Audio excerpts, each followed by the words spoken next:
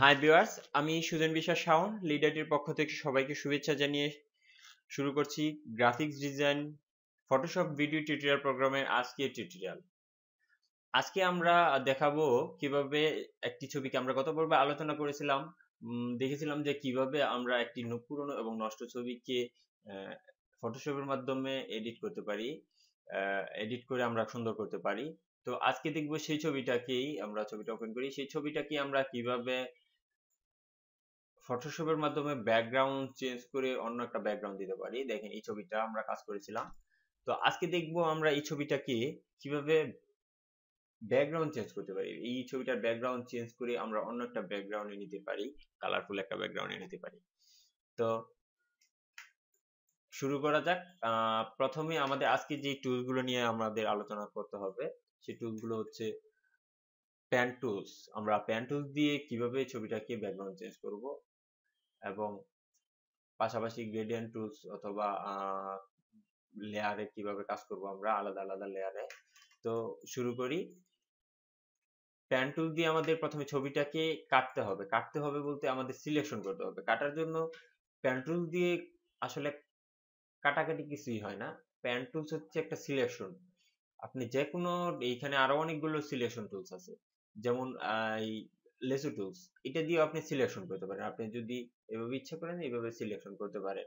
এই সিলেকশনটুকুই আপনি যদি এখন কাটতে চান তাহলে আলাদাভাবে কাটতে পারেন। তো আমরা এই সিলেকশনটা যেহেতু আমাদের একটা নির্দিষ্ট সীমা দিয়ে যেতে হবে, তো সেই জন্য আমাদের এই প্যান টুলসটা ইউজ করতে হবে। তো প্যান টুলস সিলেক্ট করার পর প্রথমে যখন আপনারা প্যান টুল সিলেক্ট করবেন তখন দেখবেন ডিফল্ট অবস্থায় এই শেপ লেয়ার সিলেক্ট থাকে। আমরা এই শেপ লেয়ারটাকে পাততে নিয়ে যাব, কারণ হচ্ছে আমি যদি শেপ লেয়ার সিলেক্ট করে এইভাবে কাটি তাহলে দেখেন এখানে আলাদা একটা লেয়ার হচ্ছে, এখানে ফিল কালারটা মানে উপর দিয়ে হচ্ছে। তো আমরা এই জন্য এটা আমরা শেপ লেয়ারটাকে বাদ দিয়ে আমরা পাথ সিলেক্ট করব। যদি আমরা পাথ সিলেক্ট করি তাহলে শুধু সিলেকশন হবে। এখন যদি আমি শুরু করি, এই পাশ থেকে শুরু করলাম, প্রথমে এখানে একটা ক্লিক করব, তারপর একটু দূরে ক্লিক করে আমি যদি শুদ্ধ ক্লিক করি দেখেন, তাহলে এই যে লাইনটা আছে এই লাইনটা আমার সোজা আছে। আমি এভাবে যাইতে হলে আমাকে অনেক সময় লাগবে এবং অনেক এই লাইনগুলো এই যেখানে বাঁকা আছে শেপগুলো আমি নিতে পারবো না।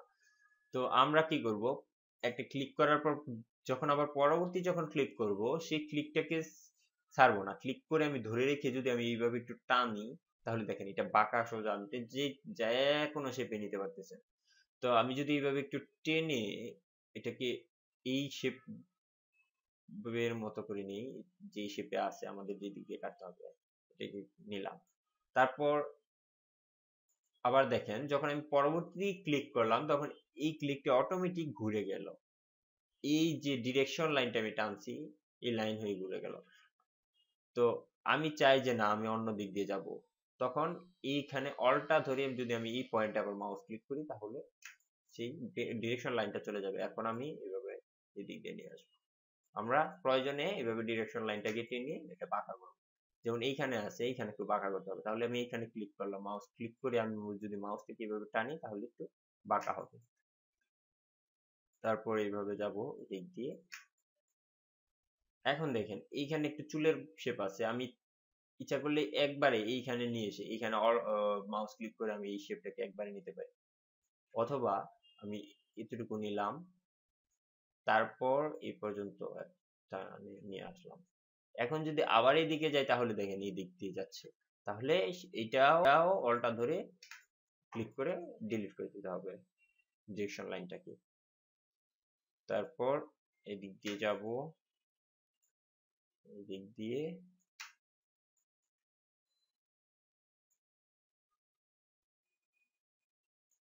অলটা ধরে এটা ডিলিট।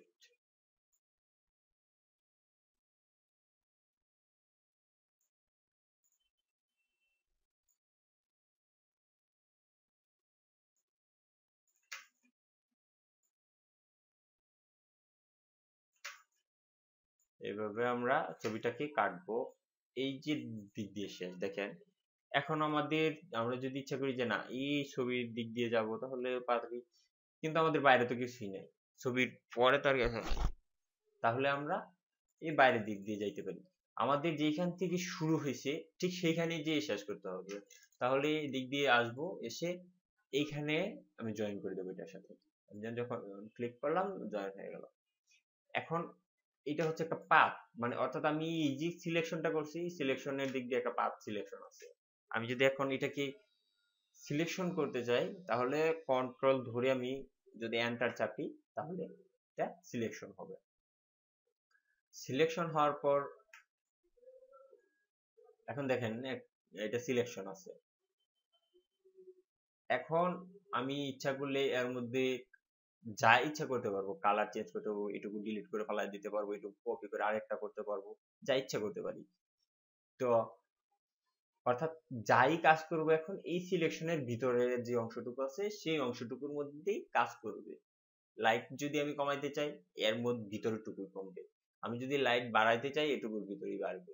সুতরাং সিলেকশনটা হচ্ছে এটা কাটার জন্য না, এটা কাটার একটা পূর্ব ও প্রাথমিক অংশ। অর্থাৎ এটা দিয়ে কাটে না, এটা দিয়ে সিলেকশন হয়। এখন কাটার জন্য আমাকে কি করতে হবে, এটা কপি করে পেস্ট করতে হবে, নয়তো ডিলিট করে বাইরেরটুকু ডিলিট করে দিতে হবে। তো আমি করব কি, আমরা যখন কাজ করব সব সময় চেষ্টা করব যেন আলাদা আলাদা লেয়ারে কাজ করতে পারি। এখানে দেখেন একটা লেয়ার আছে, আমি যদি একটা কাজ ভুল করে ফেলি তখন আমি কোথা থেকে নিয়ে আসবো? এই জন্য আমরা এই যে ছবিটা আছে এই ছবিটা ঠিক থাকবে, আমরা এটা যে সিলেকশনটুকু করছি সেই সিলেকশনটুকু আলাদা আরেকটা লেয়ার কপি করব, অর্থাৎ কপি হয়ে এইটুকুই যখন আমি কপি করব শুধু এইটুকু ছবি সিলেক্ট হয়ে কপি হবে। তো তো কপি করার আগে আমাদের আরেকটা জিনিস দিতে হবে, সেটা হলো এই যে আমি কাটলাম, তো আচ্ছা দেখি কপি করে কি হয়। এডিট থেকে কপি এবং এডিট থেকে পেস্ট করলাম আবার। এখন দেখেন এখানে দুইটা লেয়ার হয়ে গেছে, একটা হচ্ছে মেন, এটা হচ্ছে ব্যাকগ্রাউন্ড সহ, আর একটা হচ্ছে যেই আমি যে সিলেকশনটুকু করেছি সেই সিলেকশন টুকু, অর্থাৎ আমি যেটুকু সিলেকশন করছি সেটুকু সে আলাদা আরেকটা কপি হয়েছে। তো এখন দেখেন এই যে আমি কপি করে নিয়ে আসছি, এই যে আমি যে সিলেকশনটুকু কাটা হয়েছে এখন এটা বোঝা যায় কিন্তু যে কাইটা নিয়ে আসছে আলাদা আলাদা মনে হচ্ছে। আমি চাই এটা আরো স্মুথ হবে একটু, ব্যাকগ্রাউন্ড যখন দিব আমরা ব্যাকগ্রাউন্ডের সাথে যেন মিশে যায়। তো আমরা স্মুথ করার জন্য কি করব, আমি এডিট থেকে আনডু করি।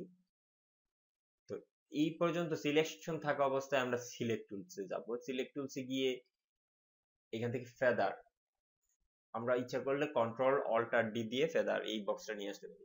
এই ফেদারের মধ্যে আমরা কত দিব, এখানে ফেদার রিডিউস হচ্ছে পিক্সেল, অর্থাৎ কত পিক্সেল ফেদার দিব, কত পিক্সেল সে এই যে লাইনটা আছে আমি যে লাইনটা নিছি সে কত পিক্সেল স্মুথ করবে, এদিক আর ওই দিক দুই পাশে কত পিক্সেল নেবে। তো আমাদের যেহেতু ছবির কোয়ালিটি এবং রেজুলেশন কম, আমরা কমায় দিব, যত বেশি দিব তত যত বেশি রেজুলেশন থাকবে তত একটু বাড়ে যাবে।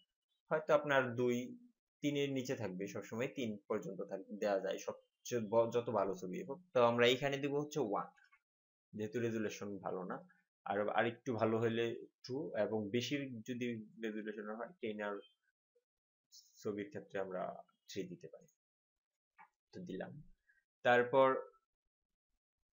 এখন যদি আমি কাটি কপি আবার পেস্ট, এখন দেখেন আগের চেয়ে অনেকটা স্মুথ হয়ে গেছে ছবিটা, ব্যাকগ্রাউন্ডের সাথে একটু মিশে মিশে গেছে। তো এখন আমরা এর পিছনে একটা ব্যাকগ্রাউন্ড দিব, কালার ব্যাকগ্রাউন্ড এক কালার দিতে পারি অথবা গ্রেডিয়েন্ট কালার ইউজ করতে পারি। আমরা প্রথমে এক কালার দিই, তারপর আমরা দেখব কিভাবে গ্রেডিয়েন্ট কালার। তো এই যে এখানে একটা হচ্ছে main layer, main image background সহ, আরেকটা হচ্ছে ট্রান্সপারেন্সি, অর্থাৎ এর পিছনে যে অংশটুকু আছে সেটুকু ট্রান্সপারেন্সি, এর পিছনে যা থাকবে সেটাই দেখা যাবে। তো আমরা এই দুইটা লেয়ারের মধ্যে একটা লেয়ার, নতুন একটা লেয়ার নিয়ে নিই, ফাঁকা লেয়ার, যার মধ্যে আমরা ব্যাকগ্রাউন্ড অথবা কালার দেব। তো ফাঁকা লেয়ার নেওয়ার জন্য এই লেয়ার প্লেট থেকে create a new layer, create a new লেয়ারে গিয়ে আমরা এখানে দেখেন একটা ফাঁকা লেয়ার চলে আসছে। এই ফাঁকা লেয়ারটার মধ্যে আমাদের কালার দিতে হবে। তো এইখানে দুইটা কালার আছে, একটা হচ্ছে ব্যাকগ্রাউন্ড কালার, এটাকে বলা হয় ব্যাকগ্রাউন্ড কালার, দেখেন মাউস ধরে রাখলে দেখাবে। যাই হোক, নিচেরটা হচ্ছে ব্যাকগ্রাউন্ড কালার আর উপরেরটা হচ্ছে ফোরগ্রাউন্ড কালার। তো আমাদের এখন প্রয়োজন হচ্ছে ব্যাকগ্রাউন্ড কালার, আমরা ইচ্ছা করলে ব্যাকগ্রাউন্ড কালারটা ইউজ করতে পারি অথবা ফোরগ্রাউন্ড কালারটাও ব্যাকগ্রাউন্ডে ইউজ করতে পারি, সেটা হচ্ছে শুধু কন্ট্রোল আর অল্টার ব্যাপার। তো আমরা ব্যাকগ্রাউন্ডে একটা কালার দিই, এইখান থেকে ব্যাকগ্রাউন্ডে কালার দেওয়ার পর দেখেন এখন কিন্তু আমি কালার দিচ্ছি, কালার হচ্ছে না, কারণ হচ্ছে আমাদের এই যে ছবিটা আছে সেটা হচ্ছে একটা গ্রেস্কেল মুডের ছবি, অর্থাৎ ব্ল্যাক অ্যান্ড হোয়াইট। তো এই ছবিটাকে আমাদের চেঞ্জ করতে হবে, মুড চেঞ্জ করতে হবে যদি আমরা কালার করতে চাই। তাহলে মুড চেঞ্জ করার জন্য আমাদের প্রথমেই ইমেজটাকে ইমেজ থেকে মোড, মোড থেকে এই যে দেখেন এখানে গ্রেস্কেল দেওয়া আছে, আমাদের এটাকে আরজিবি মুডে করতে হবে। আরজিবি মুডে করার পর যে কমেন্ট বক্সটা আসছে এইখানে বলা হচ্ছে যে আমি যে ফাইলটা আছে সেইখানে 3টা লেয়ার আছে, তো 3টা লেয়ার কি আমরা এক করব কিনা এই কমেন্টটা আসছে। তো আমরা যেহেতু আলাদা আলাদা লেয়ারে কাজ করব, তো আমরা এটাকে আলাদাই রাখবো। তো ডোন্ট ফ্ল্যাটেন, এখন দেখেন এখানে লেয়ার আলাদা আছে এবং কালার চলে আসছে। তো তো দেখেন আমরা যখন কালার মুড চেঞ্জ করি এখানে কালার ইউজ করছি, আমাদের কালার চলে আসছে। আমি এখানে অন্য একটা কালার দিয়ে দিই, একটা কালার দিলাম আকাশের মধ্যে দিয়ে। আমি যদি এই যে লেয়ার, এইখানে লেয়ার সিলেকশনটা খুবই গুরুত্বপূর্ণ। এখানে দেখবেন কোন লেয়ারটা সিলেক্ট আছে।